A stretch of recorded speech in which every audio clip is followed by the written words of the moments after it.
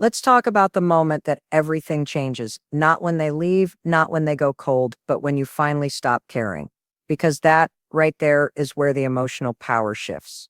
And if you've ever loved someone with an avoidant attachment style, you know exactly what I'm talking about. You're the one who's been carrying the emotional weight. You're the one who overthinks every silence, every withdrawal. You've analyzed their texts, overfunctioned in the relationship, and tolerated inconsistency thinking maybe they just need time.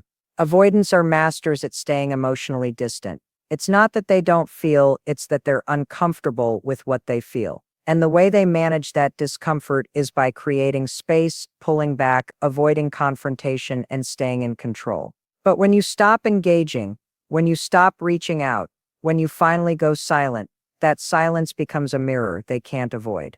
It forces them into a position they're not used to, being alone with their thoughts, their choices, and their consequences.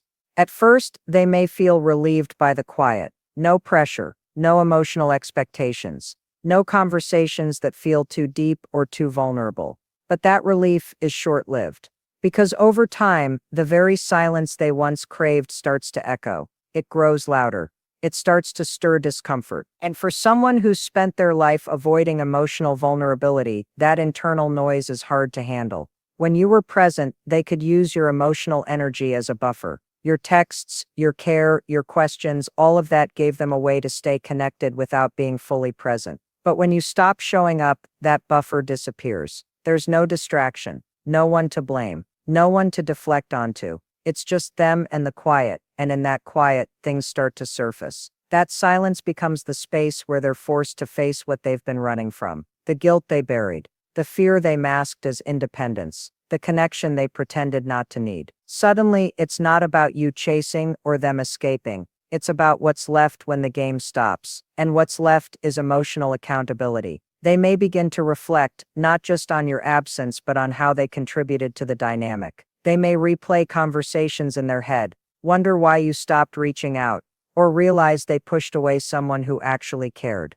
And while they may not be able to express it clearly or act on it right away, that confrontation with self is incredibly uncomfortable for someone who's never really been taught how to process emotion in a healthy way. Silence strips them of control. It removes the predictability they were using to stay emotionally safe. And in doing so, it exposes the gap between who they think they are and how they actually show up in relationships. That gap is painful, but it's also a catalyst. For some avoidants, that pain leads to introspection. For others, it sparks a reaction, reaching out, breadcrumbing, trying to re-engage on their terms again. But the truth is, your silence doesn't just punish them, it invites them to grow. Whether or not they accept that invitation is on them. What matters is this: your silence isn't empty. It's powerful, it's intentional, and it creates the kind of space that forces them to see what they could ignore when you were still showing up. When you've been in a relationship with an avoidant partner, you likely spent a lot of time focusing outward on them,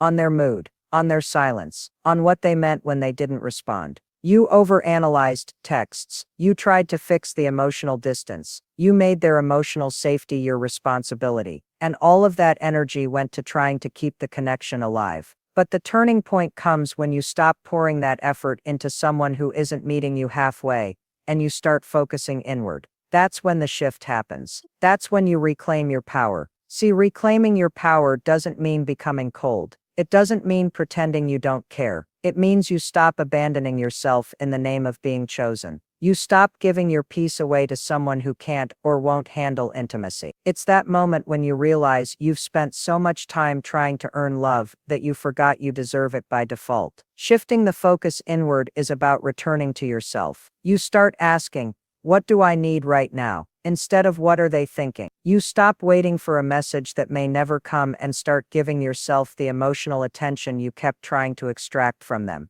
You begin to build your self-worth from the inside out, not from their inconsistent validation. This is a radical change for people who've been conditioned to chase love, to prove worth, to fix things. It feels uncomfortable at first because you're so used to measuring your value by how others respond to you. But the more you turn your energy inward, the more you realize your power never came from being chosen. It came from choosing yourself. This inward shift creates clarity. Suddenly you see the emotional gymnastics you used to perform just to maintain connection. You recognize how much you were over-functioning, how often you ignored your own needs to protect their comfort. And now, you stop doing that. You set boundaries, not to punish them, but to honor you. You say no, not to reject them, but to respect yourself. That is power. Quiet, grounded, unshakable power. And here's what's even more powerful. When you stop trying to control the outcome of a relationship and start investing that energy into your own growth, healing, and peace, you change the dynamic entirely. Avoidants are used to being pursued. They're used to having space and still being emotionally catered to. But when you stop doing that, not out of spite, but because you've evolved, they feel that shift. They may not understand it, but they feel it. And it disrupts the emotional script they've always relied on. So yes, you reclaim your power, not by fighting, not by explaining, but by focusing inward, by choosing self-respect, by realizing that your worth is not up for debate. It's already intact. And now, your energy finally matches that truth. Avoidants often don't fully recognize the emotional safety you provide while they have access to it. They may even resist it. Because to someone with an avoidant attachment style, deep emotional connection can feel overwhelming, threatening, or even suffocating. They'll pull away, shut down, or dismiss your efforts, not because they don't care, but because emotional intimacy feels too vulnerable. But once you're gone, once you stop reaching out, stop checking in, stop giving that steady presence they once took for granted, something unexpected happens. They begin to feel the absence of what they never fully understood, your emotional safety. At first, that absence may not register as pain. It may register as quiet, as space. And for avoidants, that space feels familiar, comfortable even. It gives them relief from the intimacy they feared. But as time passes, that space starts to feel different. It's not peaceful anymore. It's hollow. The silence they once craved starts to sting. Because you weren't just texting. You weren't just showing up. You were offering them something they didn't know how to ask for. Consistency, warmth, and acceptance without pressure. When you were present, they may have felt emotionally overwhelmed by your closeness. But what they were actually receiving was emotional grounding. Your care, your understanding, your ability to hold space for their complexities. Those were all acts of safety. But because they were afraid of depending on anyone, they pushed it away. And now that it's gone, they feel the difference, not necessarily in logical terms, but in emotional ones. They start to notice that no one else checks on them like you did. No one listens the same way. No one sees them behind the walls the way you could. And even though they may not admit it out loud, they begin to feel the loss, not of a person but of the emotional security you represented. That kind of presence is rare. It's not loud, it's not dramatic, but it's deeply stabilizing. And when it's gone, the emotional floor starts to feel shaky. Avoidants typically don't reflect in real time. Their realization comes in delayed waves. But eventually they feel the contrast. The absence of your emotional support begins to show up in subtle moments. When they're stressed, when life feels uncertain, when they reach for comfort and realize it's no longer available. And that's when it hits them. You were a safe place they didn't know how to stay in. You were the emotional grounding they thought they didn't need, until it was gone. And here's the truth. Emotional safety isn't flashy. It's quiet, consistent, and easy to overlook, especially by someone who's been taught to distrust it. But once it's removed, it leaves behind an unmistakable void, one that no distraction, rebound, or avoidance tactic can truly fill. That's the cost of pushing away real connection. And that's often the moment when regret begins to take shape, not because they suddenly became secure, but because they finally felt the absence of what they spent so long resisting. Avoidants process emotions differently than securely or anxiously attached individuals. Their entire attachment strategy revolves around self-protection, and that often means pushing away feelings they don't know how to handle in real time. So when a relationship ends, especially with someone who offered emotional depth and safety, the avoidant may initially appear indifferent. They may act calm, distant, even relieved. But what you're seeing isn't peace.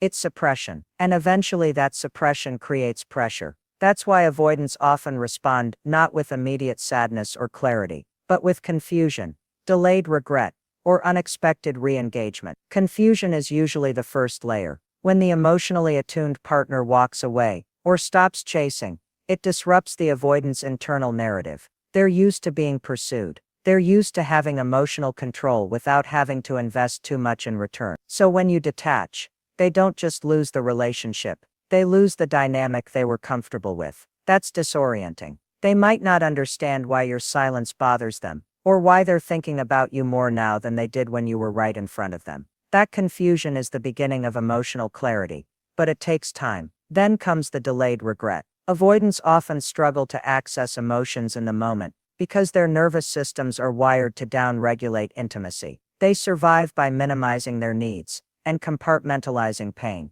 But when enough time passes, and the distractions fade, and they're no longer getting that steady dose of your emotional presence, regret starts to creep in. And this isn't just missing a person, it's missing the version of themselves they were when they were with you. The calm you provided, the way you saw them, the fact that you didn't demand more, you just wanted truth and connection. That delayed regret rarely comes with a clear apology or emotional outpouring. Instead, it often shows up as re-engagement, a random message, a comment on your post, a breadcrumb, something small and seemingly insignificant, but charged with emotional testing. They're trying to gauge whether the door is still open, without fully walking through it. Why? Because they want the relief of reconnection, without facing the vulnerability that real change requires. Re-engagement is their way of checking if they still have emotional access to you, if you'll still offer the safety they rejected. But make no mistake, this cycle isn't about love in its purest form. It's about comfort, guilt, control, and emotional familiarity. An avoidant may reach back out, but unless they've done the deep inner work to face their fears of intimacy, that reconnection is unlikely to last. Still, for many people, that first moment of avoidant confusion, regret, or reappearance is powerful, because it validates what they felt all along, that their love was real, and it was missed, even if it wasn't handled properly. In the end, understanding this pattern gives you clarity. It helps you stop taking their silence personally, and it reminds you that sometimes the deepest regret comes from those who couldn't fully value the connection until they lost it. Letting go of someone who operates from an avoidant attachment style is one of the most powerful and self-liberating acts you can make. Not because it's about giving up, but because it's about choosing yourself over a dynamic that keeps you emotionally stuck. The moment you stop clinging, stop overfunctioning, stop waiting for breadcrumbs of connection, everything changes. You shift the focus inward. And here's the truth. Letting go isn't rejection, it's liberation. And that single decision resets the entire dynamic. When you're involved with an avoidant partner, the emotional rhythm of the relationship is often dictated by their comfort with closeness. You get pulled in just far enough to feel hope, then pushed away when it gets too real. Over time, you begin to adapt to the instability. You adjust your needs, suppress your emotions, and work overtime just to keep the connection alive. That cycle becomes so consuming, you start to believe that holding on is strength. But it's not. Holding on to someone who can't meet you halfway is self-abandonment. Letting go, that's strength, that's clarity, that's the reset button. The act of letting go sends a silent but powerful message. I choose peace over confusion. I choose self-worth over pursuit. I choose healing over chaos. And when you do that, the entire dynamic flips. Avoidants are used to control. Emotional distance is their power source. They're used to you adjusting, explaining, and accommodating. But when you stop participating in the cycle, you take your power back. You create emotional space, not as a manipulation tactic, but as a boundary born from self-respect. And here's what's wild. That space is often what triggers their internal reckoning. When you stop chasing, they're left with the silence they created. And that silence becomes deafening. They start to feel your absence more than they ever acknowledged your presence. They may not show it at first. They may even double down on the distance. But inside, the emotional current starts to shift. Because now, for the first time, they're not in control of the emotional script. You are. Letting go doesn't mean you stop caring. It means you stop begging for someone to care in return. It means you release the fantasy that they'll wake up and suddenly become emotionally available, without doing the work. It means you accept what is and decide to rise anyway. And maybe they'll come back. Maybe they won't. But the beauty is, that's no longer your focus. Your focus is on healing, on building a life that isn't defined by someone else's inability to show up. That's where your freedom lives. So don't confuse letting go with loss. It's a reclaiming. It's a decision to break the emotional loop, and redefine your standards. Because sometimes the most powerful move you can make isn't fighting harder for the relationship, it's finally fighting for yourself. Here are some powerful and emotionally resonant image prompts for the theme. What happens when you stop caring about your avoidant ex? That would visually reflect the emotional transformation, power shift, and internal growth involved.